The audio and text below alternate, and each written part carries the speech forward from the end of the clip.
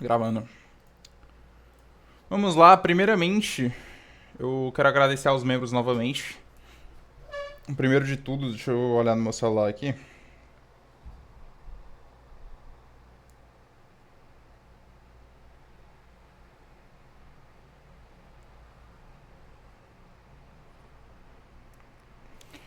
Two Mode Arcade Tools, o Luban, o Luba and sei lá, mano, tá aparecendo aí.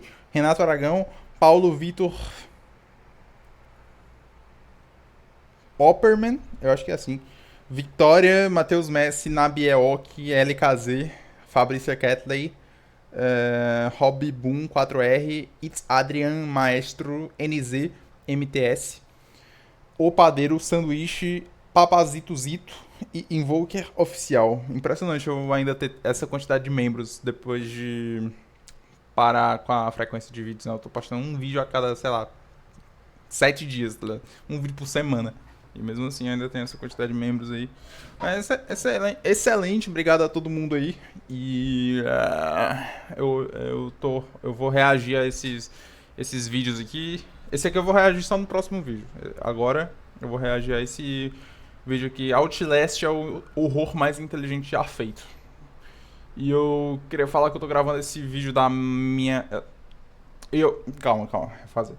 Eu queria falar que eu tô gravando esse vídeo da minha última live, que é, na verdade, a live atual que eu tô fazendo agora na Kik, então o link tá na descrição aí, sigam minha conta na Kik aí, e se você não tiver conta, cria aí uma conta na Kik, vou fazer live aqui. E o meu canal de lives, ele vai ficar pra eu postar os VODs das lives, então é isso aí. E vamos lá, Outlast, o horror mais inteligente já feito, 76 mil visualizações há 2 meses do canal Donogan. Vamos ver.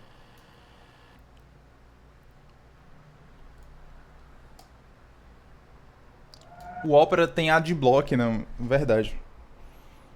Esse vídeo parece ser muito bom, eu podia pegar uma aguinha. Porque é minha pipoca. Deixa eu colocar aqui no celular. So why don't we go? Vou pegar uma aguinha ali, calma aí.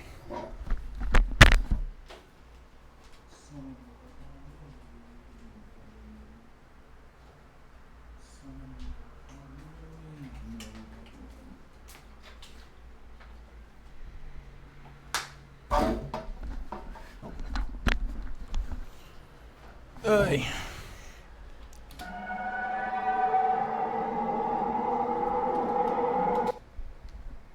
Deixa eu ver se tá bom. Tá bom o som? Pra mim aqui no celular não tá saindo nada. Ah, saiu. Perfeito. Vamos lá.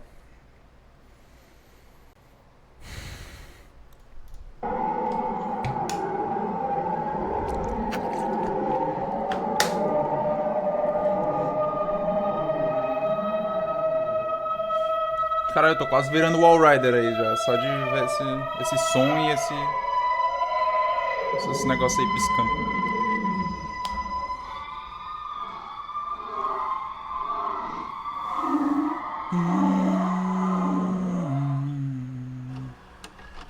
E o diabo o levou a um alto monte.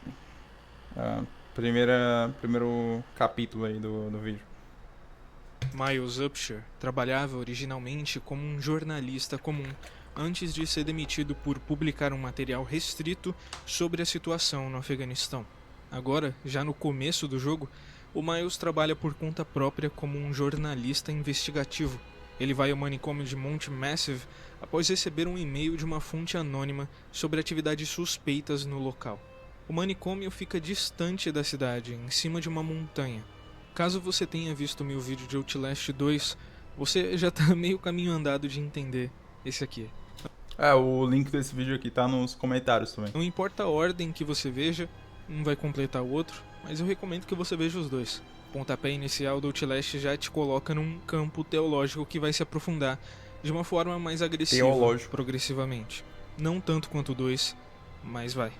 Então aqui a gente já tem o primeiro elemento, a montanha.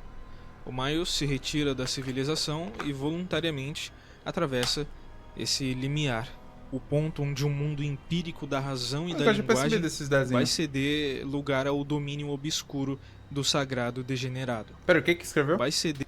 Os pássaros estão morrendo nesse desenho, lembram dos sinais do apocalipse do Outlast 2. Estão morrendo? Aqui? Lugar ao domínio obscuro do sagrado degenerado. Por implicações arquetípicas e religiosas, a montanha é o símbolo da ascensão espiritual. Moisés sobe ao Sinai para encontrar Deus, Cristo se eleva ao Monte das Oliveiras para orar antes do sacrifício, além de ser crucificado no Monte Gólgota. Ou então, outra religião, Buda desperta sob a figueira nas encostas do Himalaia.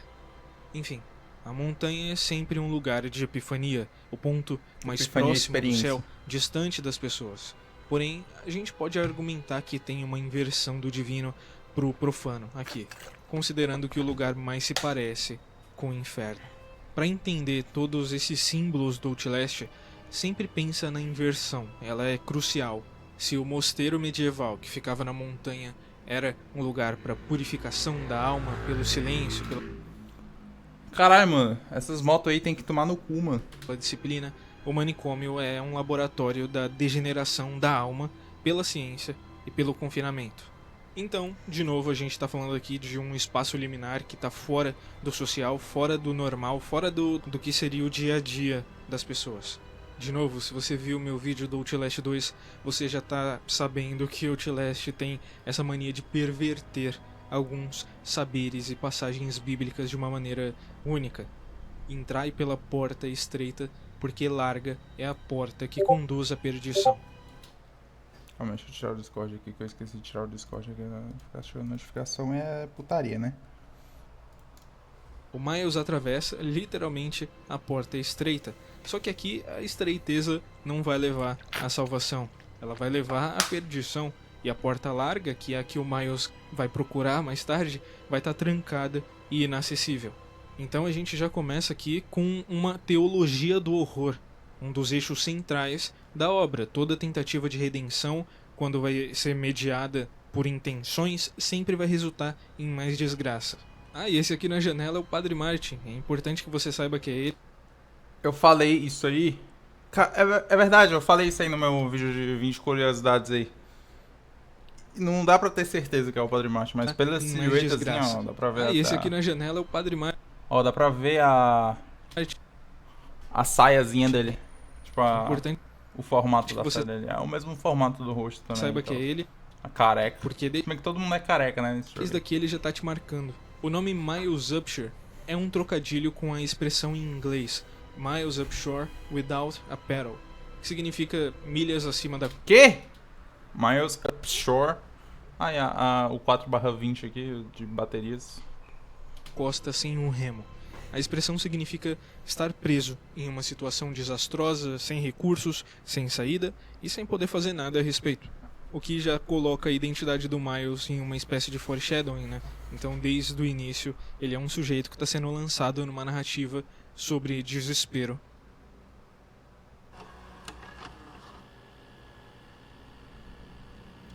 Vede e guardai-vos da avareza. Quando ele entra no manicômio, o Miles já é inserido no domínio do conhecimento proibido. A câmera que ele carrega, que assim como no segundo jogo é um instrumento de registro e mediação, vai se tornar ali uma espécie de crucifixo pro Miles. É o único instrumento de, entre aspas, defesa dele. A câmera é o olhar que tudo quer ver, inclusive o que deveria permanecer oculto. O fato dele ter uma câmera é o que vai proibir ele de ir embora. Então a câmera vai ter duas funções simbólicas aqui, porque ela é o testemunho e a maldição do Miles. Através da câmera e do imaginário de um jornalista, o Miles não busca entender os horrores humanos que estão acontecendo diante dele. Ele só busca registrar esses horrores para que ele tenha a matéria dele e vaze dali. E essa distinção é fundamental. O olhar que só grava é o olhar que se abdica de interpretação e, por isso, se condena ao inferno da neutralidade. Pelo menos no começo. A gente pode até colocar aqui uma metáfora do jornalismo contemporâneo, né, que é registrar, divulgar, mas não intervir. É se alimentar de corpos como um urubu. Então o horror aqui é um espetáculo, né? A verdade é conteúdo. Então o Miles, quando ele entra no manicômio, ele já está ultrapassando também essa fronteira ética do olhar. E assim ele inaugura a trajetória dele como o que o padre Martin chamaria mais tarde de apóstolo. Merciful God, you have sent me an apostle. Eis que eu envio o meu mensageiro diante da tua face. Mais adiante, o Miles encontra o Chris Walker, que arremessa ele do primeiro Walt. andar até o térreo. O Miles desmaia e pela primeira vez ele vê o Padre Martin. A aparição desses dois personagens, assim, um seguido do outro, inclusive marca o ponto em que o Outlast está já abandonando o realismo clínico dele e assumindo uma natureza mais litúrgica. Ambos os personagens encarnam duas faces complementares do sagrado que foi corrompido, o profeta e o carcereiro, o verbo e a carne. Cada um representa uma forma distinta de adoração ao mesmo Deus oculto, o Valhaider, o espírito do progresso transgressor. Assim, retiro o que eu disse, eu não chamaria o Chris Walker de adorador, mas ainda assim ele faz o trabalho que o Valhaider está fazendo, só que de uma forma menos objetiva. O Chris Walker é um ex-soldado deformado pelo motor morfogênico. Eu já explico o que é o motor.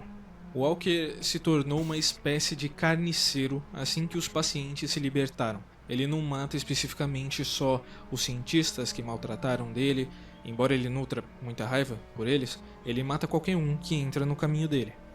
É interessante que ele chama o Miles de porquinho antes de arremessar ele. Little pig.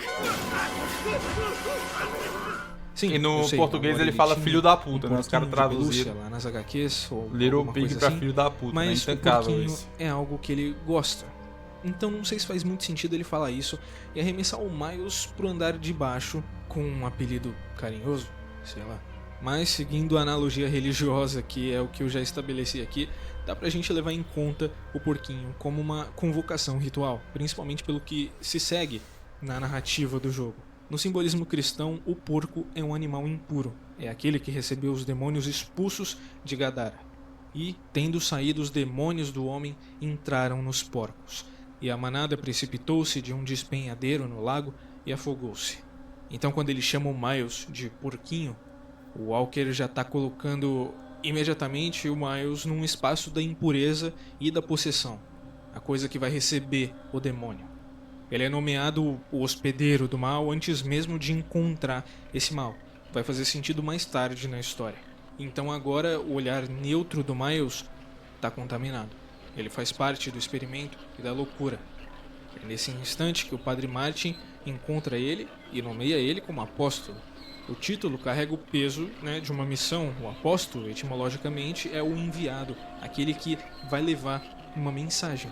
O Miles é o apóstolo de uma mensagem que ele nem sabe Pô, que qual esses que é. Ele porcos não tão compreende fazendo? nada disso que o padre está falando, ele não sabe de nada que está acontecendo ali. Ele só entrou lá por causa de uma dica de um interno e tá vendo um monte de gente morta. Mas, assim como nas escrituras, né, na Bíblia, a missão dele só vai fazer sentido depois. Esse barulho de porco aí. O padre reconhece no Miles o potencial e o exclusivo. Então ele defende e venera o Miles em certa parte, porque ele é um homem puro. E ele é puro no sentido do observador que não age, do homem que não intervém e que não é paciente nem médico. Ele não pertence àquele lugar. Então o Martin projeta sobre ele a figura do cronista messiânico, aquele que vai documentar o princípio de um novo apocalipse e que vai transmitir ele ao mundo, que vai espalhar o que o Martin chamará mais tarde de Evangelho de Areia. E aí, de novo, a gente vê o Outlast pervertendo a Bíblia. A fé do Martin é uma distorção da cristologia. Ele acredita que a salvação vai vir pela visão do horror e não pela redenção do amor como fez Jesus. Ele transforma a dor alheia em um sacramento, a carne, as vísceras, em uma espécie de testemunho. Então, nessa teologia insana dele, o Valhaider é o Espírito Santo encarnado pela ciência, uma força transcendental tornada visível pela tecnologia. Eu já vou falar do Valhaider também, caso você não tenha jogado e esteja perdido sobre o que eu estou falando. O horror, nesse sentido, então, é a forma moderna da experiência do sagrado. O manicômio inteiro é um templo construído sobre o princípio da transgressão sacralizada, a crença de que o divino só pode ser reencontrado através da destruição dos limites. O Miles precisa agora abrir a porta principal para ir embora, mas para isso ele precisa religar energia no porão, que o próprio padre desligou para que ele ficasse ali. O Martin, desligando a energia para impedir a saída do Miles, repete o gesto de Deus no Gênesis. Ele fecha o portão do Éden depois de expulsar o Adão. De novo, uma inversão, obrigando o homem a permanecer no pecado até compreender o sentido do sofrimento dele.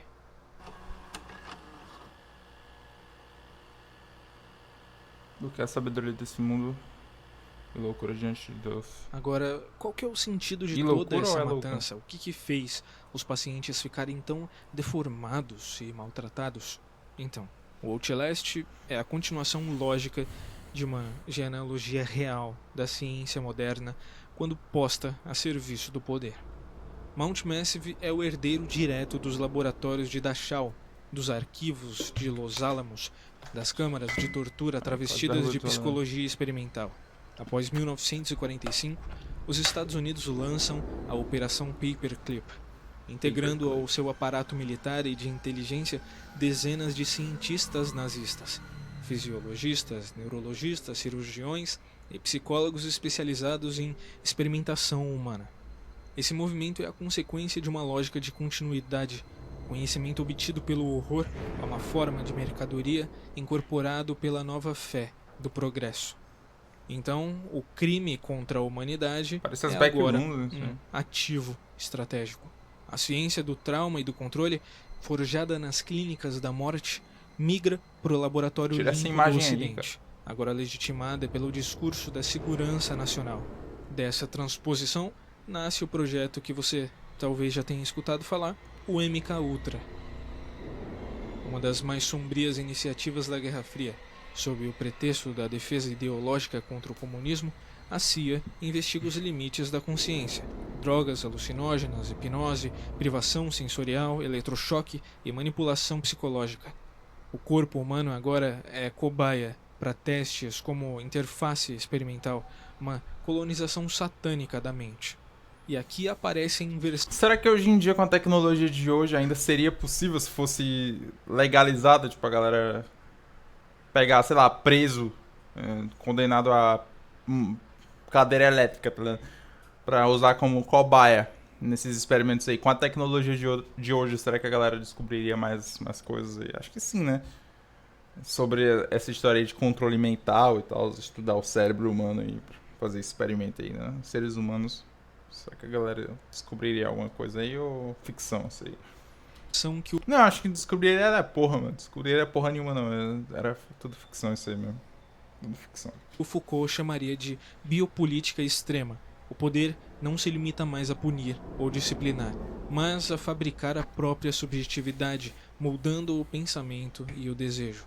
O laboratório substitui o confessionário da igreja em nome do dinheiro e do suposto avanço científico. No universo do Outlast, a Murkoff Corporation é a encarnação pós-moderna dessa genealogia. Ela é a herdeira espiritual do Paperclip e do MK-Ultra. Através do projeto Valhalla e do motor morfogênico do Dr. Rudolf Wernicke, ele também é um dos cientistas alemães migrados, a Murkoff persegue a transcendência do corpo pela máquina, pela tecnologia, a fusão entre a alma e o algoritmo. O corpo humano, na ideia do projeto Valhalla, se torna um hardware de um código experimental, um suporte descartável para o nascimento do que a gente pode chamar de pós-humano. As descrições históricas reais do MK-Ultra, como os subprojetos Bluebird e Artichoke, são bem parecidas com as práticas observadas aqui no jogo em Mount Massive. A hipnose e o controle comportamental através do trauma vão reaparecer ao decorrer do jogo. Pacientes induzidos à violência, memórias apagadas, comportamentos reescritos, torturas psicológicas, físicas e por aí vai.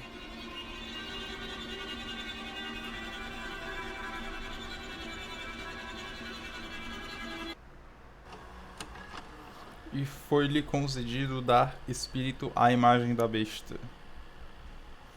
O que seria a imagem da O besta? motor morfogênico é um dos principais elementos do Outlast. Ele foi também criado pelo Wernicke, e o motor é uma tentativa de formalizar a transcendência por meio da engenharia do inconsciente. É uma máquina que busca compreender a mente humana e refazer a sua estrutura. A ideia é que a consciência, quando é submetida a estados de ruptura extrema, dor, trauma, insanidade, choque, pode projetar a sua energia psíquica sobre a matéria. O sofrimento, então, vai virar um meio. O Wernicke, fiel ao paradigma mecanicista de sua formação, entende o horror como um instrumento de abertura para o campo morfogênico, o domínio em que o pensamento e matéria se unem. Nesse sentido, o motor é o herdeiro direto das antigas concepções alquímicas de transmutação, mas ele é radicalmente esvaziado de simbolismo espiritual. A dor, que antes era um meio de purificação, agora é um código operacional. O êxtase, que era a comunhão com o divino, é obrigatória e se torna controlável através de uma máquina. O corpo do paciente é colocado em um fluido amniótico e conectado a tubos e condutores elétricos, enquanto o cérebro é submetido a estímulos capazes de induzir o estado de sonho lúcido. Dentro desse limiar entre... Eu ficaria desse jeito aí, pra poder controlar o Walrider. Eu passaria por isso aí. real e o imaginário, o inconsciente é manipulado até se tornar produtivo. Então, as imagens mentais amplificam... Eu queria ter um motor morfogênico na minha casa pra eu virar o Walrider a hora que eu quiser e sair por aí como vigilante combatendo o crime nas ruas, usando a minha mente. por um campo morfogênico. Enquanto eu fico, tipo, dormindo nessa bolha aí, entendeu? Vão reorganizar as moléculas injetadas no corpo e vão dar origem a enxames de nanosensores sencientes. O motor, além de um instrumento de controle mental, é a produção de um dispositivo de produção do espírito através da matéria. Basicamente, o que o motor faz é um robô, que é um espírito. Ele é uma máquina de nanotecnologia sendo controlada pela mente de um sujeito, por um corpo entubado que está vegetando e projetando, por assim dizer, a sua alma em um robô. Talvez você não saiba, mas nanopartículas são invisíveis a olho nu. É por isso que, talvez você tendo jogado, você achou que o Valhalla era um espírito, mas ele é um robô.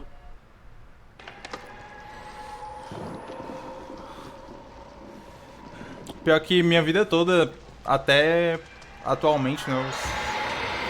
Eu sempre fui alucinado por isso aí, mano.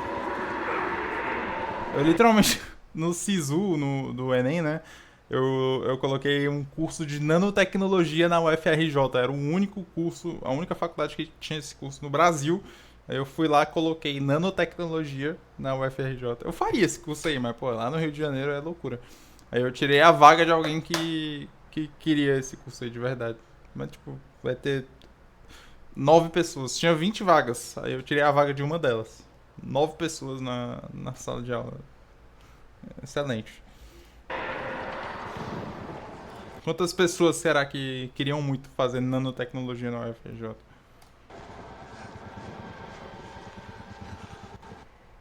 O próprio método do Wernicke denuncia a corrupção desse projeto. Inclusive eu peço perdão, tá? Se alguém que eu tirei a vaga aí tá vendo esse vídeo aí, se a pessoa que eu tirei a vaga tá vendo esse vídeo. Eu espero que você tenha passado na lista de espera aí. Porque para que o motor funcione com uma cobaia, é necessário que o paciente tenha visto o horror suficiente em um curto período de tempo. Isso é, que a sua pessoa tenha sido despedaçada por dentro e por fora. A ciência do motor depende da loucura do paciente. O corpo, que é submetido à tortura e ao medo, vira uma espécie de antena. A ciência da consciência, portanto, nasce da negação do consciente. Se assentar como Deus, querendo parecer Deus. Concebido como um programa de hibridização entre biologia e nanotecnologia, O Valheider é a tentativa humana de imitar a criação divina por meio da manipulação da matéria viva, usando o motor morfogênico. Antes, passando por uma série de sessões de terapia, utilizando métodos para enlouquecer a mente humana.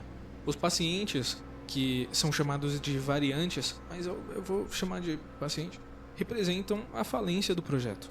Cada um dos pacientes que a gente vê é uma falha ou um projeto inacabado esperando por mais tortura. O Valheider que a gente vê ativo, funcionando, o que deu certo, é o Billy Hope. Ele é o hospedeiro funcional dos testes do Wernicke. A escolha do nome Valheider é derivado de Mare Rider, uma figura do folclore germânico associada à paralisia do sono e aos demônios sufocadores da noite. O nome conecta... É o demônio que bebe sangue do mamilo dos homens aí, né? ele direto. E leite aí das mulheres enquanto elas dormem.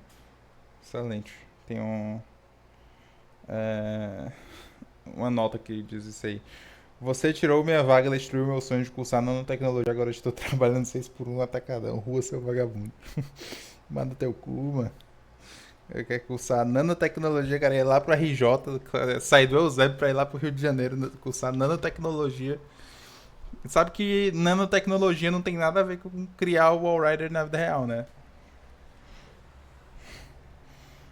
Não, tu merece trabalhar no atacadão, pai. Diretamente a Nightmare, que é pesadelo em inglês.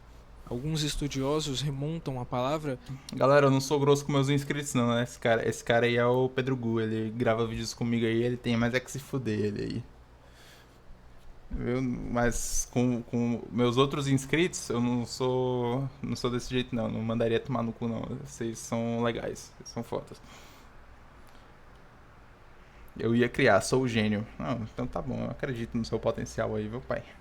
A raiz proto-indo-europeia, onde mer era associada a esmagar, pressionar, a oprimir. Ao fundir nanotecnologia e sofrimento humano, a Murkoff cria um simulacro de uma divindade, uma entidade que possui os atributos de um deus, mas nenhuma das suas qualidades éticas. Em última análise, o projeto Valheider é o mito da criação contado de trás para frente. O homem... os atributos de um deus e nenhuma das suas qualidades éticas. Eu fico pensando quais qualidades éticas. Que sopra o espírito na matéria e se vê destruído por sua criatura. A transcendência é possível, sim, mas o caminho passa pela aniquilação da carne, da mente e do sagrado. A escolha da triquetra como o símbolo do projeto é uma construção semiótica profundamente alinhada às ideias científicas e religiosas que vão permear toda a lore. Historicamente, a triquetra aparece em tradições célticas, germânicas e cristãs como símbolo de unidade. Mano, parece um pênis ali se você virar a cara assim. Tipo, se você virar a imagem, isso aqui, ó, parece um pênis aqui, ó. Ou então assim, tá vendo? Só que aí seria um micropênis. Faria mais sentido se isso aqui fosse as duas bolas e isso aqui é o cabo, né? Corpo, mente e espírito. Parece também o símbolo do Nano Hazard, né? Assim. Pode ser também. Foi a ideia desse negócio aí que a Murkoff se inspirou aí pra... Ou só é uma imagem nada a ver aí que eu vi um pênis aí, mas... Enfim. Vida e morte. Pai, Filho e Espírito Santo. No cristianismo medieval, ele é um ícone da Trindade, um modo de expressar a coexistência de três hipóstases que são, paradoxalmente, um único ser. O hospedeiro físico, que é o corpo humano, que fornece a base biológica, o campo psicoemocional, o conjunto de traumas, de pulsões, estados mentais necessários para dar forma a um chame, trauma, e o sistema tecnológico, o motor morfogênico, o aparato que captura, traduz e amplifica a psique do hospedeiro. Cada ponto seria, nesse sentido, um ancoramento visual para uma das partes que precisam coexistir para a manifestação do Valheider. Será que algum cientista já estudou a fundo o motor morfogênico, tipo... Na vida real, assim, o cara pegou... nossa, legal a história do Outlast aqui, dou maior valor a esses negócios de nanotecnologia, vou estudar isso aí pra ver se dá certo mesmo fazer. Se eu fosse cientista, assim, renomado, eu faria isso, tá ligado? Só pra... Eu criaria um canal no YouTube e começaria a fazer pesquisas sobre isso aí. A triquetra Por exemplo, um ano estudando se é possível fazer o Wall Rider na vida real. É possível fazer o Wall Rider na vida real. Pá, aí lançava lá o vídeo mega produzido, tá ligado? Era esse aí que eu ia fazer. Faz aí pra nós ver se é verdade mesmo. Não é eu ter que ter doutorado lá e tudo, porque eu não sou muito renomado ainda não. Tá? Por enquanto eu sou só um bosta que tem que estudar pra prova de cálculo, entendeu? Quando eu for renomado aí eu faço esse vídeo aí. Eu crio o Wall Rider na vida real e vou deixar pra todo mundo usar aí, pro planeta Terra virar o caos. Em um fluxo contínuo sugere que o enxame é precisamente a resultante da intersecção dessas três esferas. E as marcações serem pontinhos, né, círculos, reforçam a ideia de um ciclo hermético, sugerindo continuidade, retroalimentação, Mas esses caras aí estão falando umas palavras muito difíceis aí. Uma sugestão sobre a natureza aprisionante do próprio experimento. A Murkoff se apropria desse símbolo porque o projeto Wall Rider busca exatamente esse tipo de fusão paradoxal, a unificação de múltiplas instâncias da consciência humana dentro de um único agente, o enxame. A triquetra tem, então, um vocabulário visual para expressar a ideia de que três dimensões da mente, né, a cognitiva, emocional e subconsciente, convergem para gerar uma entidade singular, mesmo sendo composta. A presença da triquetra projeta uma aura sagrada sobre um experimento fundamentalmente profano. Mamon? E o ponto mamon? Ou é mamon só? Sei lá. You wanna know the mistake you're making? Here, Meu Deus, buddy. Rick Traeger. You think you're gonna find the truth. You think you'll uncover something, and everything will just fall into place. Dos GOATs do Outlast, Rick Some Traeger. grand revelation that'll make sense of all these unspeakable horrors. That'll explain what could drive men to such creative extremes of inhumanity. I hate to be the one to break the bad news. Esse é o trailer, But né? even when you think you understand what's happening here, you're only gonna be halfway down the rabbit hole. It's always been the case that whoever's holding the money gets to say Chris what Walker. the truth is. But then what happens when all the money's gone? When everything is based on debt, on credit?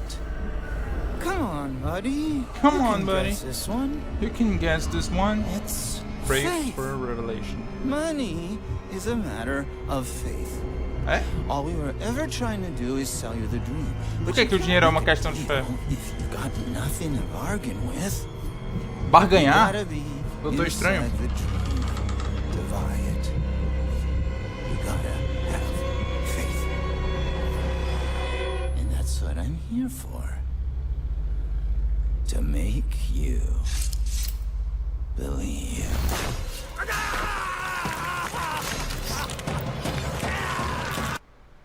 Esse trailer aí é foda, tá? O Richard Traeger O é a bonde. cristalização do espírito corporativo. Estude, busque, quero ver se existe a possibilidade de ver o Wall Rider na vida real. Eu vou fazer exatamente do jeito que é no jogo, tá ligado? Aí eu vou usar pra combater o crime. Não sei o que as outras pessoas vão fazer com o meu experimento aí. Meu experimento não, né? Minha pesquisa. Meu projeto, né? Porque tem isso, né? Nos filmes, né? O cara, por exemplo, o Homem de Ferro, ele teve o projeto dele roubado aí da Mark I. O cara fez exatamente igual, aí ficou dois caras com... dois Homens de Ferro aí lutando aí no final. Aí vai ter a luta dos Wall Riders aí quando... Na vida real que eu vou fazer. É isso aí. Aí é o bode, só pede pro Chris Walker. Mas o Chris Walker, mano, ele tem que tomar aí no cu dele, mano. Chris Walker aí. O Traeger é 1000 vezes superior. Chris Walker é tolete. O Wall Rider é o GOAT. E o Chris Walker é o pior da história, tá ligado? Tipo, pior do que aquele cara magrinho da cadeira de roda que dá um susto no começo do jogo, tá ligado? Dentro da Murkoff. Antes de ser reduzido ao psicopata delirante que a gente vê no jogo, ele foi o chefe de desenvolvimento de negócios da Murkoff. A gente viu na HQ, a gente tava lendo em live, aí teve um dia que a gente tava lendo em live as HQs do Outlast. A gente viu como foi que o Traeger ficou desse jeito aí, né? Verdade, lembrei agora. Ele tentou envenenar lá a bebida da Pauline Glick.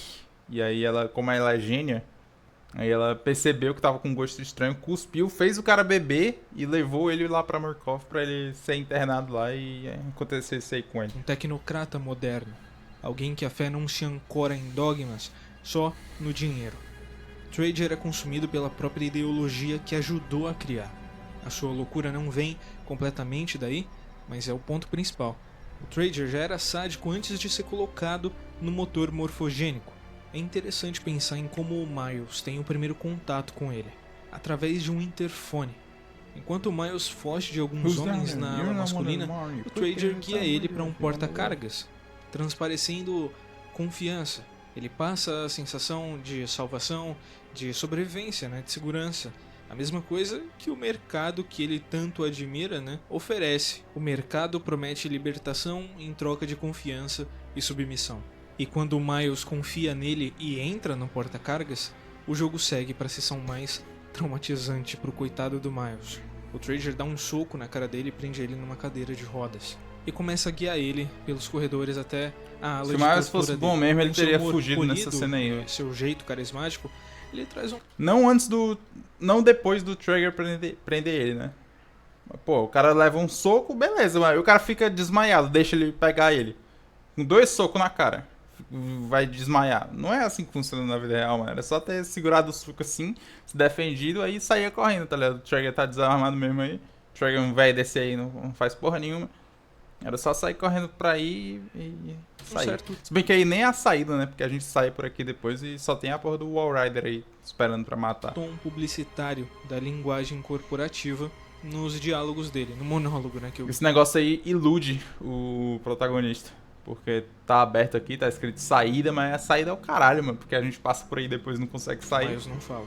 Seu discurso sobre dinheiro é, em essência, uma homilia profana da fé capitalista. Na verdade, todo esse discurso dele é muito interessante comparado com os outros monólogos do jogo. Eu não entendi porra nenhuma quando eu joguei pela primeira vez. Eu devia ter uns 12 ou 13 anos. Eu não devia nem estar jogando isso. Mas fazer o que, né? Enfim, ele leva o Miles pro banheiro com algumas ferramentas de cirurgia e deixa a câmera gravando. E aí ele lava as mãos antes de prosseguir com a tortura. Isso parece estranho, né? Porque seria um gesto de purificação. Só que ele não tá fazendo isso exatamente para se limpar. O que ele tá fazendo é só consagrando a violência, né? Ele precisa higienizar a violência para parecer racional. You know, I'm a bit worried How much time you've been spending with Father Martin? I hope you haven't been letting him confuse you with all his holier-than-thou Bible thumping. No offense to the man, but I sometimes worry he might just be a little bit crazy.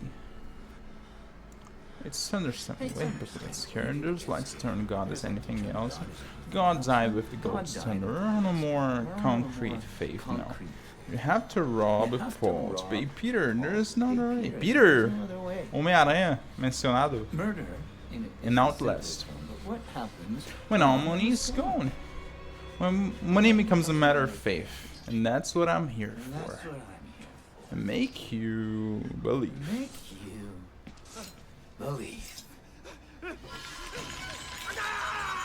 You paying attention?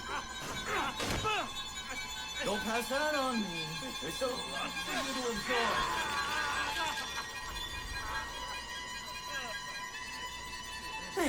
Better now, right? You understand how we cheat here? We made a consumer in the means of production.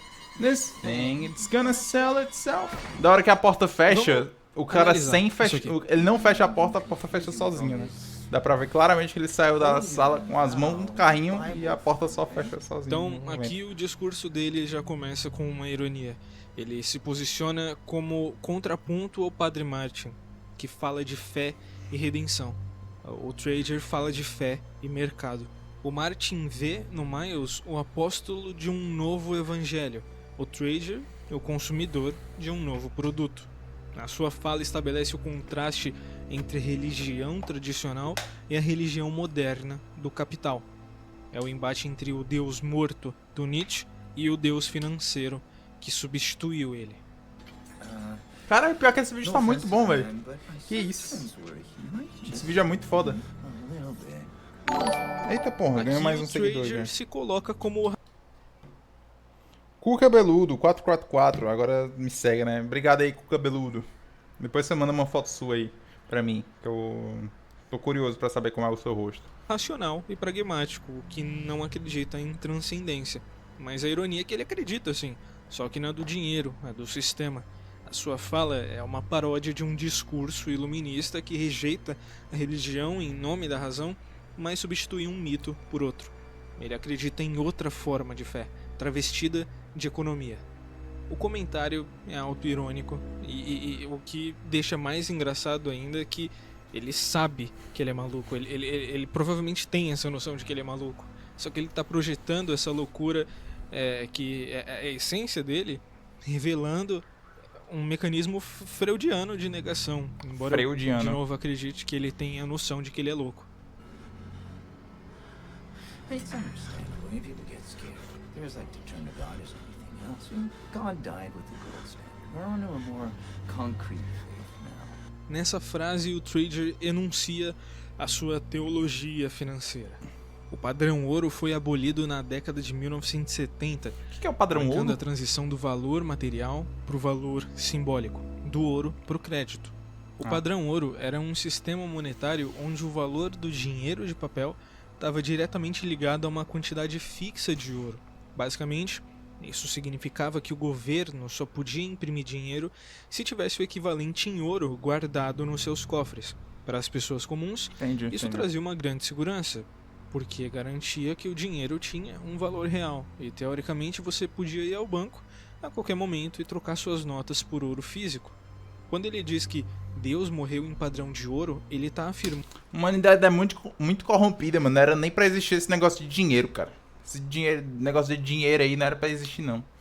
que o divino morreu junto com um laço Se não existisse dinheiro, a humanidade seria muito mais evoluída do que é hoje. dentro da realidade.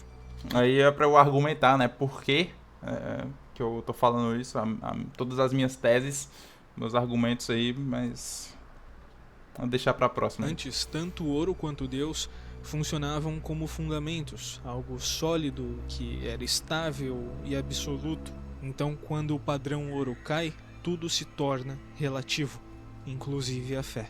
A fé mais concreta que ele fala é, ironicamente, uma fé sem corpo. A fé na abstração, no capital fictício, no valor derivado. É o capitalismo financeiro elevado à condição espiritual.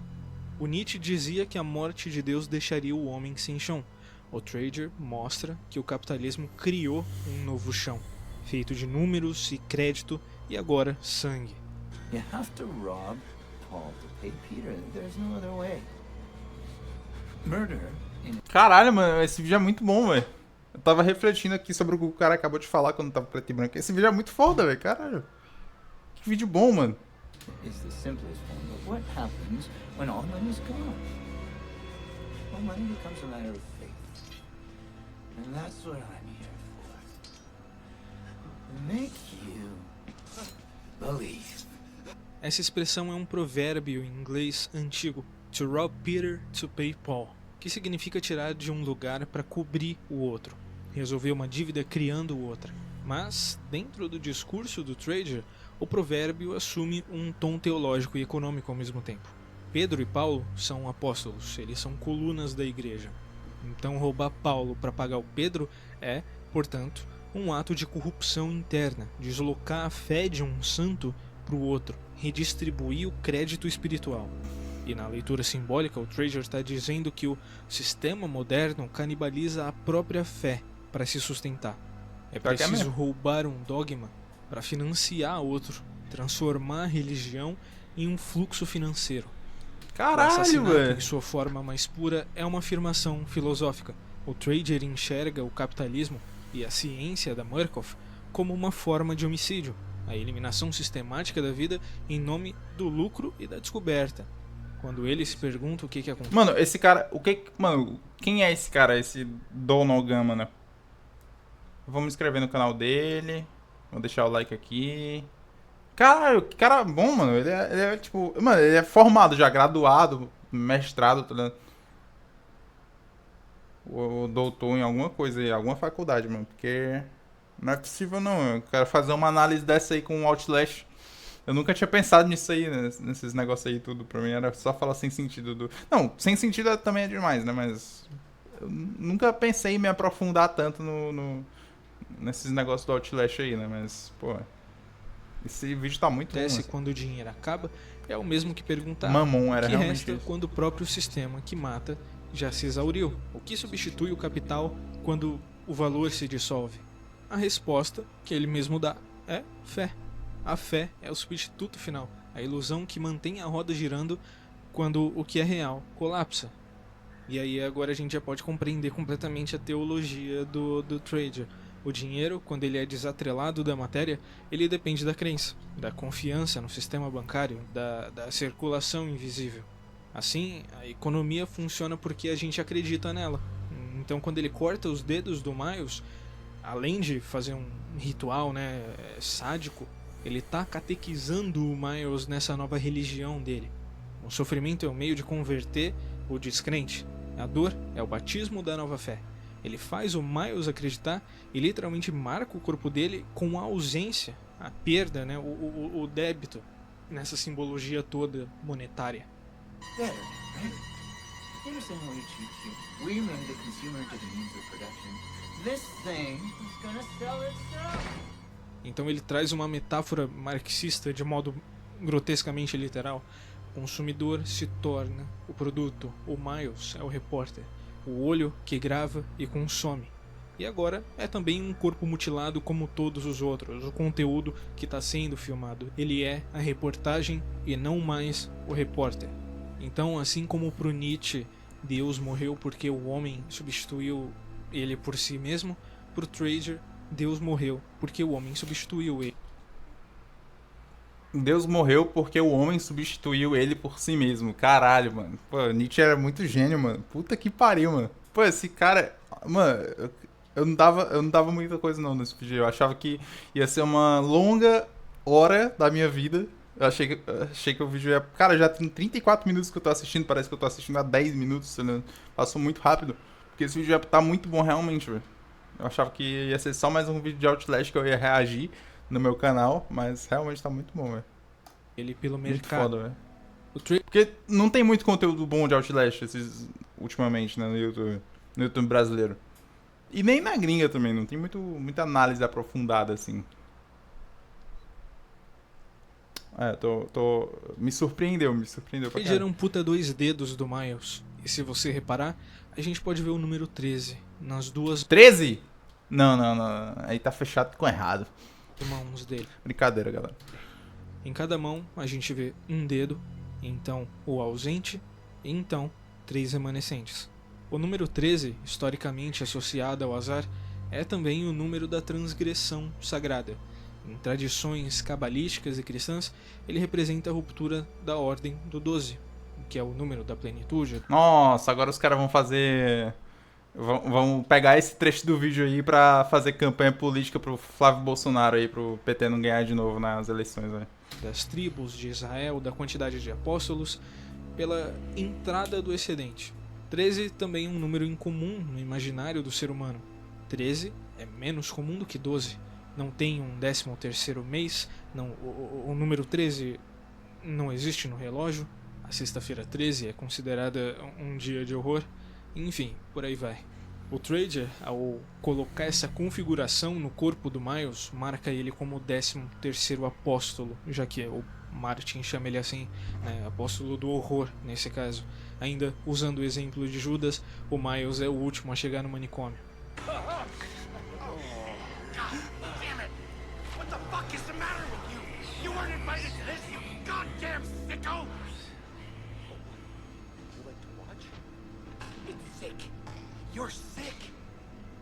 Então, depois De ter os dedos cortados, ele escapa da sala de tortura e começa a fugir do Trager, que persegue ele enquanto xinga, ri e maltrata dos outros pacientes ainda vivos. Então ele realiza a fusão perfeita entre prazer e produção, a estética da crueldade que vira entretenimento. O Trager é o capitalismo em sua forma delirante, ele é otimista enquanto mata e eficiente em fazer sangrar. Em certo momento, O Traeger é o capitalismo em sua forma delirante? Ele é otimista enquanto mata. E... o que ele falou? Eu quero marcar essa frase. O Trager é o capitalismo em sua forma delirante. Delirante Ele é mesmo. otimista enquanto mata e eficiente em fazer sangrar. E eficiente em fazer sangrar. O Traeger é o capitalismo em sua forma delirante. Ele é otimista enquanto mata e eficiente em fazer sangrar. Caralho, genial. Em certo momento, ele tem um confronto no elevador. O Miles empurra ele e ele é prensado entre a força do elevador e o chão. E assim ele Chupa, morre. filha da puta. Eis que recriei o T. Mano, peraí, cara. Ah, não. Eu tava pensando que esse canal não era monetizado. Não faz o menor sentido. Mas é porque eu tô no Opera, tem um adblock, então... por isso que não tá tendo anúncio. É, exatamente. É isso aí mesmo. Eis que criei o ferreiro que assopra as brasas no fogo. Meu Deus, esse negócio do Wall Rider aí de novo.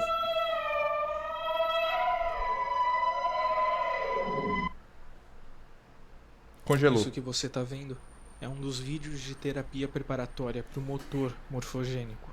Isso aqui é um vevé. O vevé é um símbolo religioso do voodoo haitiano, usado como representação para os loás, que são espíritos, durante cerimônias para invocá-los. Esse, especificamente, que Exatamente aparece mesmo. por 1 ou 2 frames, é o vevé de Ogum. A aparição Parece um personagem desse da Marvel. símbolo traz um eixo Do interpretativo Shang-Chi. que vai além da iconografia dele. Ele é um símbolo usado para estabelecer o espaço de comunicação entre mundos. Então ele é um símbolo operativo e seu desenho produz uma porta. A presença desse vevé no conjunto de estímulos visuais do motor sugere não só uma apropriação superficial, mas um entendimento de que a manipulação psíquica pode ser potencializada pela exploração de arquétipos e padrões simbólicos que tradicionalmente servem de mediadores entre consciência, corpo e transcendência. O Ogum, na cosmologia voodoo, é o Loá do ferro, da guerra, da tecnologia primitiva e da metalurgia, responsável por inaugurar a civilização através do domínio das ferramentas. Ele é simultaneamente criador e destruidor. Ele é inventor de instrumentos e patrono das armas. Sua simbologia envolve a ideia de força que abre caminho, de violência criadora, de energia belicosa canalizada por meio do metal. Todo o projeto Wall Rider, composto de interfaces metálicas, né? algoritmos Se e fosse o Wall Rider dispositivos de abraçar o nanotransmissão, dá pra gente colocar na interpretação do ferreiro, moldando corpos e consciências no interior de um ritual científico perverso. O Valrider, criatura formada por pequenos metais, literalmente um espírito de metal atomizado, pode ser compreendido como uma paródia do próprio Ogum, uma entidade bélica, tecnológica e invasiva que cavalga seus hospedeiros, reproduzindo, em uma ideia estranha, o fenômeno da possessão no voodoo. A estrutura geométrica do vevé é composta por losangos interligados, linhas verticais que descem como vetores de energia e espirais laterais. Os losangos funcionam como retículas, representações de circuitos ou diagramas de fluxo, simbolizando caminhos cruzados e interseções de forças. As marcas estreladas ao longo das linhas verticais nos trazem pontos de condensação energética, equivalentes ritualísticos das interfaces eletromagnéticas que modulam o estado neural dos pacientes. Já as espirais, tradicionalmente associadas à dinâmica de abertura e movimento rotacional, convergem com a própria... O cara que fez Outlast 1 é muito gênio, mano. O cara que pensou em tudo isso, o cara tem que ser muito genial, mano, pra pensar em todas essas conexões aí com o jogo.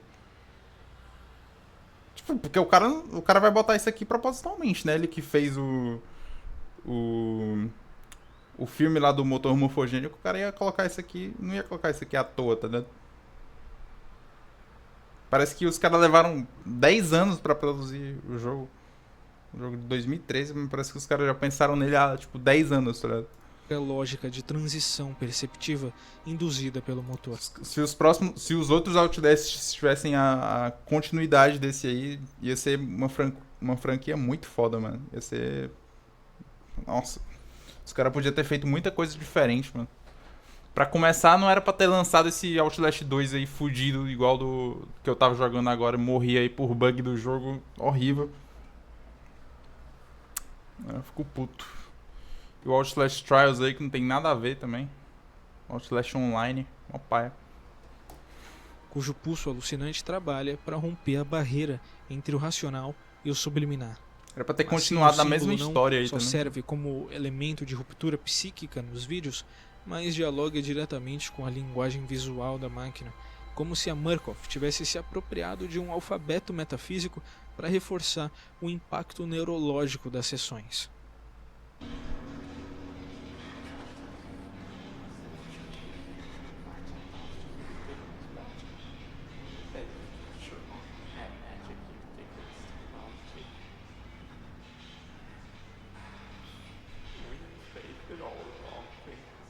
Eu sempre gostei muito desse diálogo aí que ele tá mostrando. Eu sempre achei muito foda. E, tipo, eu concordo plenamente. Nós temos fé em todas as coisas erradas e isso vai nos destruir. Um lugar muito importante no imaginário religioso de muitas culturas por carregar um simbolismo que atravessa 3 dimensões fundamentais, que é a criação, transformação e violência. Em sociedades pré-industriais, o domínio do metal era uma forma de conhecimento. Outlast Trials tá bombando. Assim, a gente não consegue nem achar a partida, mano. Meia hora no matchmaking aí, não achava uma partida como invasor. Tomar no cu, mano. Muito valorizado. Aquele que controla o fogo e o transforma em forma, o ferreiro, ocupava uma posição importantíssima na vila, na cidade, no reino, porque eles eram homens capazes de manipular elementos primordiais. Então, a metalurgia é uma metáfora para a passagem do caos e da forma bruta à ordem cultural, desempenhando um papel que muitos mitos atribuem aos deuses criadores. Diversas tradições religiosas veneram divindades ferreiras ou guerreiras fortemente associadas ao metal. Em sistemas religiosos africanos e afrodiaspóricos, como o voodoo haitiano e o candomblé, o Ogum é o arquétipo mais direto. Ele é o senhor do ferro, das armas, das ferramentas e dos caminhos. Ele representa a passagem da humanidade nômade para a humanidade tecnológica, simbolizando tanto a capacidade de produzir quanto de destruir. Assim como o Allrider. O metal, enquanto matéria, é ambíguo. Ele pode ser ferramenta agrícola, instrumento de cura ou arma. O ferreiro então trabalha moldando forças contraditórias. Essa duplicidade mostra uma visão teológica comum em diferentes culturas. O poder não é inerentemente bom ou mal. Ele depende meramente do uso. A sua arte é perigosa e, ao mesmo tempo, indispensável. É igualmente relevante notar que o metal está ligado à soberania e à legitimação política. Espadas, coroas e cetros são forjados e frequentemente abençoados em rituais, conferindo à metalurgia um papel de mediação entre o governante e o sagrado. A autoridade se faz concreta através de um objeto de metal. O poder é literalmente empunhado. Isso reforça o vínculo entre metalurgia, sacralidade e institucionalização da violência.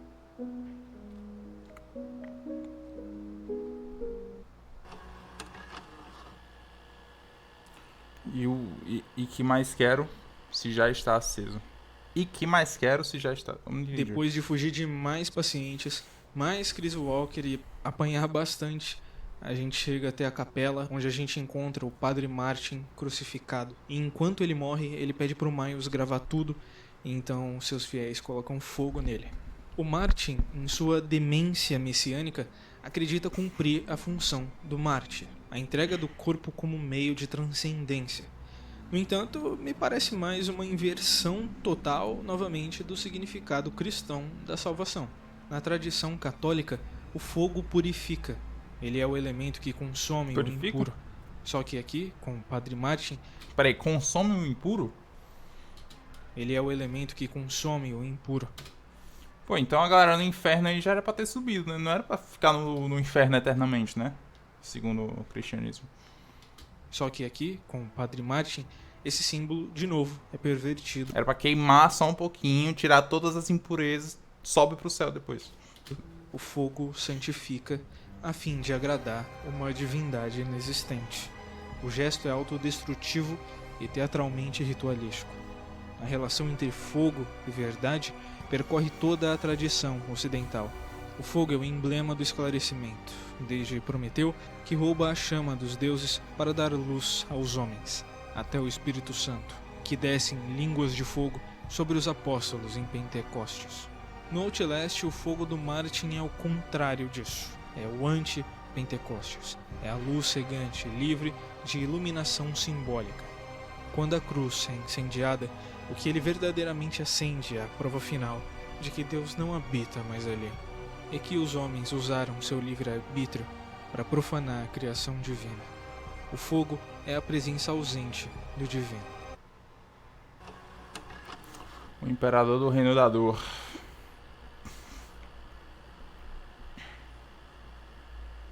Não muito mais tarde, o Miles finalmente consegue utilizar o elevador para voltar para o térreo e poder ir embora dali. Mas, como o Miles comeu todas as macumbas que viu no caminho indo para o manicômio, o elevador continua descendo para um lugar que o Miles sequer sabia que existia: os laboratórios subterrâneos.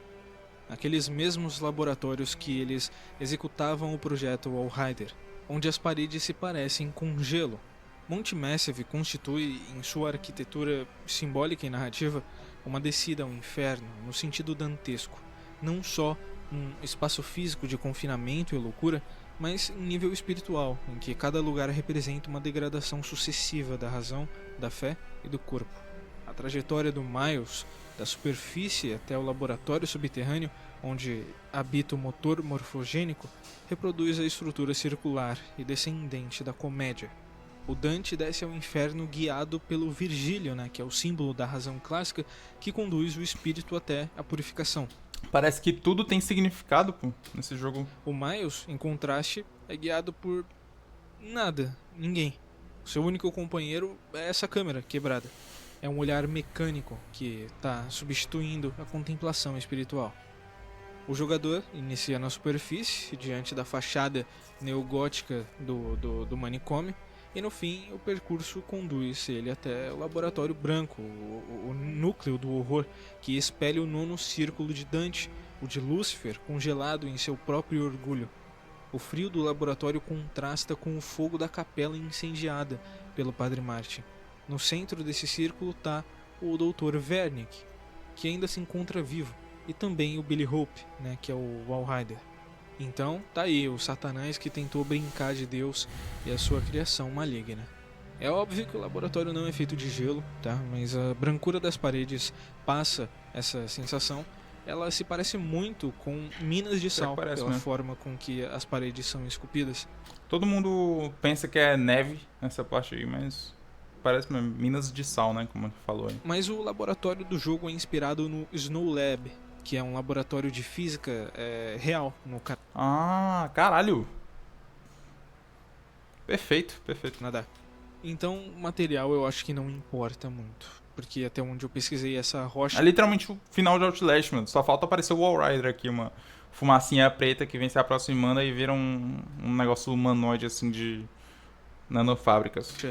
Na vida real, ela forma um escudo de 2 km de espessura que bloqueia a radiação cósmica no laboratório. Caralho, radiação cósmica? Se o sol explodir, esse laboratório aí vai continuar de boa aí, A galera aí dentro vai sobreviver de bosta, enquanto a Terra é exterminada. A experimentos sensíveis. Eu acredito que seja pelo mesmo motivo no jogo.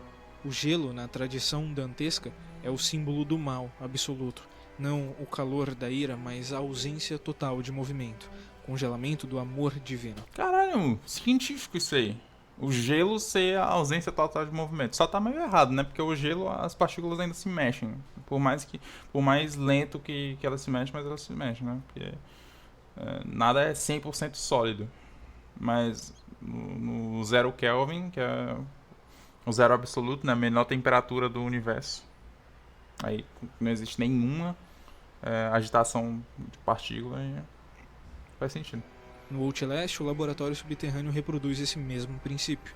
É o ponto em que toda pulsação espiritual se torna mero cálculo e matemática. O motor morfogênico, a máquina que transforma sofrimento em energia transcendental, é o coração frio do inferno moderno. O locus em que a carne deixa de ser corpo para se tornar a matéria-prima de toda essa loucura. Enquanto o fogo representa o excesso da fé, o gelo representa fé nenhuma. A domesticação do espírito em equações e protocolos. Por que o fogo representa o excesso da fé e a galera que morre, que não teve fé a vida toda, vai queimar por toda a eternidade? Porque precisa de fé, né? Mas isso aí não faz sentido, porque a galera só vive assim uns 80 anos, morre e aí vai queimar por toda a eternidade. A conta não bate, tá vendo? O Wernicke, refugiado em seu bunker de aço e gelo, é o Lúcifer imóvel do Dante, aprisionado em sua própria racionalidade, incapaz de se elevar, condenado à lucidez eterna. E é interessante que ele esteja numa cadeira de rodas. O celular descarregou, mano. Tem que colocar pra carregar ali. Ai, cara. Já é as coisas. Entraram nos porcos. Enquanto você está explorando os túneis, Chris Walker surge inexplicavelmente, querendo matar o Miles, fazendo o seu papel de guardião demoníaco. E quem salva o Miles é o próprio Valhalla, triturando ele com uma violência sobre-humana.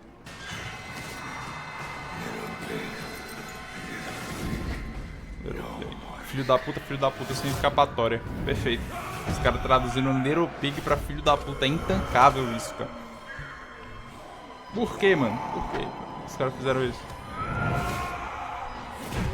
Não tem sentido nenhum. Que lindo ver essa cena, esse vagabundo morrendo Que é aí. meio impossível, né? Porque ali é um duplo. Tá bom. O corpo do Walker, que é esmagado até a dissolução, é o sacrifício do poder físico diante... Pior que essa morte é impossível mesmo, né? O cara ia quebrar o duto, não ia ser triturado nele, mas beleza. dele incorpóreo e científico. O Valhalla, espírito da máquina, vence a força bruta do músculo, o triunfo do etéreo sobre o material. Depois disso a gente encontra o Wernicke e a gente vê que ele é a imagem do criador que perdeu o controle de sua criação. Ele diz que o Billy acha que o Wernicke é o pai dele durante o monólogo, dizendo até que o Billy ama ele. A relação entre o Wernicke e o Billy Hope é uma paródia da relação entre Deus e Cristo, o filho feito à imagem do pai, mas que carrega dentro de si a ruína de ambos, e não a salvação, como no cristianismo. O amor do Billy pelo Wernicke é um amor patológico. A compaixão que mantém o velho vivo é a mesma que aprisiona ele de ir embora dali, porque o Valhalla está matando todo mundo que tenta deixar o manicômio. O cientista só respira pela graça da sua própria criatura, assim como o capitalismo sobrevive sustentado pela carne que consome, na lógica do trader. O Wernicke confessa que o erro foi acreditar que o homem poderia dominar o espírito, e que a Murkoff estava motivada só pelo dinheiro que o projeto traria para eles. Então o Wernicke diz para o Miles que ele tem que matar o Billy Hope, desligando a máquina que mantém ele vivo. Quando o Miles desliga o suporte de vida do Billy Hope, o hospedeiro perfeito do Valhalla morre como um mártir do fracasso científico. Não morre. O Billy é o Adão da nova carne, é o primeiro humano a transcender pela máquina. Enquanto o corpo do hospedeiro morre, o Valhalla espanca ainda mais o corpo já ferrado do Miles e possui ele. E essa possessão tem uma coerência com o ritual do motor. O corpo do Miles cumpriu todos os requisitos descritos pelo Wernicke.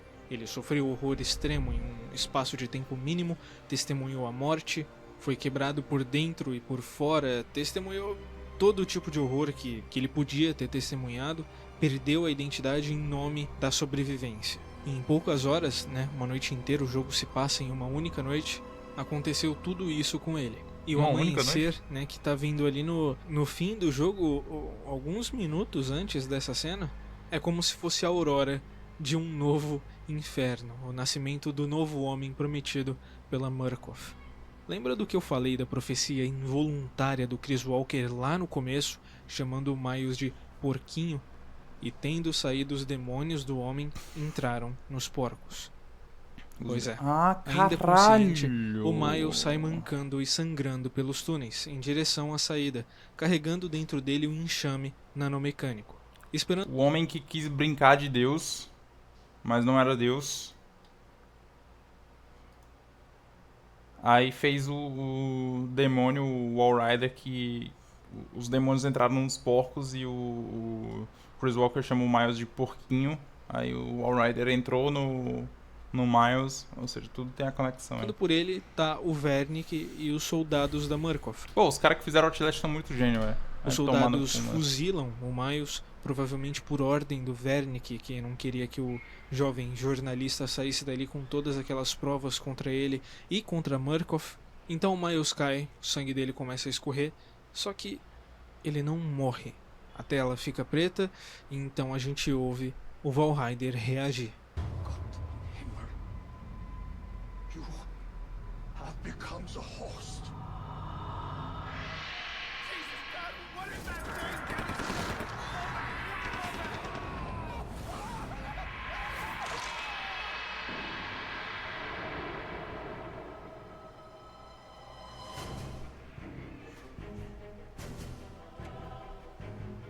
O Valheider, na superfície, parece um predador sem propósito, uma força que vai aniquilando tudo o que se move. Mas a sua aparente indiferença inicial e subsequente escolha, na verdade, mostram uma inteligência fria, guiada pela necessidade de continuidade, de sobrevivência. A primeira vez que o Miles vê o Valheider de uma forma mais concreta é quando o enxame atravessa ele e ele fica atônito, mas ele fica ileso. E se Valheider quisesse, teria matado ele ali mesmo. Eu acredito que tenha sido um momento de avaliação, talvez. É uma leitura espiritual e mental que o Valheider estava fazendo nele. Fazendo uma espécie de reconhecimento, como um deus examinando o interior de uma alma que ainda está bruta. Ele vê que o Miles ainda não está pronto, que o jornalista ainda é uma consciência íntegra, racional, protegida pela ilusão da objetividade, da sobrevivência, de querer sair do lugar. E por isso o Valheider ele mata todos que tentam fugir do manicômio, por alguma espécie de necessidade ritual. Porque, assim, ninguém pode sair do inferno até que o novo hospedeiro esteja formado. E o Miles, sem saber, é o eleito, é aquele que foi escolhido para sofrer e ser suficientemente moldado. O Valheider reconhece nele a convergência de duas virtudes, curiosidade e compaixão, os dois motores do pecado e da fé. O Miles não é um assassino, mas ele também não é um cínico. Ele é um homem moderno que busca a verdade. E o Martin, quando ele encontra o Miles e percebe a câmera, ele já lê isso como um sinal profético. Ele é o novo evangelho, né? Ele tá carregando o novo evangelho. E ele compreende que o Valheider precisa de um hospedeiro puro, mas não moralmente puro, sim ontologicamente despido de tudo que está ocorrendo ali. Por isso, ele não ajuda o Miles a escapar. Durante a maior parte do jogo, o Valheider é indiferente ao Miles. Como eu disse na cena que ele atravessa o corpo do Miles e não faz mais nada. Já que ele mata todo mundo que está tentando fugir, o Miles não devia ser o maior alvo dele. Essa frieza é a distância do criador que observa sua criação amadurecer. É só quando a morte do Billy Hope se torna inevitável que o Valheider rompe essa passividade. Depois de uns 10 anos, fez sentido pra mim essa cena que o Walrider dá dano no Miles e não mata ele. Eu nunca tinha entendido porque ele não tinha matado ele ali. Mas eu acredito que toda essa indiferença era, na verdade, uma preparação, uma observação contínua do potencial de hospedeiro. Então, quando o Billy morre, o caminho está aberto. O Miles é o substituto natural. Eu acredito que o Valheider contava com a ajuda do Martin para a progressão do Miles até certa parte, porque em algumas sessões do jogo o seu caminho é liberado via ordens ou direções do padre. Mas aí você para pra pensar que no final o Valheider tava tentando matar o Miles. O que eu Mano, eu literalmente acabei de pensar isso. Eu pensei e ele falou. acredito que aconteceu aqui é que talvez ele tenha reconhecido que ainda o Miles ainda estava lúcido, ele não estava suficientemente quebrado. Então ele não queria que o Miles matasse ele ali, senão ele ia parar de existir, né? Ele ia perder o controle das nanomáquinas. Então o que ele faz é basicamente surrar o Miles até ele servir como novo hospedeiro. E mesmo assim, o Miles continua lutando contra essa vontade do Valheider e ele só cede porque ele tem que ceder, né? Ele é um ser humano e toma um monte de tiro e começa a morrer. As HQs e o epílogo de Whistleblower reforçam essa hipótese quando sugerem que o Miles não morreu, mas passou a coexistir com o Valheider. E o Uma Billy? fusão dessas duas consciências. Infelizmente. No final da DLC, o Whistleblower, o Waylon, que já tá na saída do manicômio, ele vai ser esfaqueado até a morte pelo Jeremy Blair, que é o vice-presidente da Murkoff. O Valheider surge e mata ele diante do Waylon e deixa o Waylon escapar. É uma espécie de misericórdia. Só que aqui, quem tá controlando o Valheider já é o Miles, porque a DLC ocorre em paralelo com a jornada do Miles. Dá Então, pra ver eu a acredito silhueta que dele, isso né, foi então. o Miles intervindo, usando o poder da entidade para poupar o homem que levou ele até ali em primeiro lugar. Porque quem mandou aquele e-mail pro Miles no começo do jogo com a dica de que estava acontecendo alguma coisa dentro do manicômio, Se colocar em terceira pessoa, se sair com a câmera, dá pra ver ele chegando bem pertinho do carro e parando, assim. Tipo, fica só observando ele sair. foi o protagonista da DLC, o Waylon. Então ele também tem uma câmera e provas o suficiente para acabar com a Murkoff. E aí o Miles deixa ele ir embora, né, salva a vida dele, para ele fazer o que o Miles não conseguiu fazer, que seria expor a empresa. Olha, eu não li as HQs, mas pelo que eu pesquisei, lá também dá indícios de que o Miles está vivo. Não tem nada confirmado, no entanto. Então a gente vai ter que esperar por um Outlast 3 para saber exatamente o que aconteceu com o Miles e o Blake. Perfeito. Eu não falei sobre a DLC porque tem potencial para eu fazer um vídeo só sobre a DLC, ele tem uns vilões bacanas. Eu acho que seria interessante algum dia pegar para falar só da DLC. Esse vídeo aqui. Caralho, mano, que vídeo bom, velho. Vai tomar no cu, mano. Cara, realmente, o Outlast é o horror mais inteligente já feito. Se tudo que esse vídeo se tudo que eu falar nesse vídeo aqui for proposital, né, que os caras fizeram. Pô, como é que esse Donald Gunn só tem 23.1 mil inscritos, mano? Era pro cara ter, tipo, 2 milhões já, né? Bizarro. Aí, se inscreva no canal dele aí, o link tá na descrição. Deixa eu ver o chat aqui, que meu celular descarregou já tem um tempo. O Gold voltou, manda salve. Salve, Mattzinho YT. Sou seu fã. Eu que sou seu fã, meu amigo Mattzinho YT. É isso, mano. Esse foi o vídeo. Amanhã a gente reage. Amanhã, não sei. Acho que amanhã. Depende. Se eu tiver na vibe aí de fazer live amanhã, eu faço e reajo a esse vídeo aí na próxima live. Tô avisando logo aí. Então, kik.com/ArthurColares. Link tá na descrição aí. Sigam e se inscrevam no canal aí também. É isso aí. Para de gravar.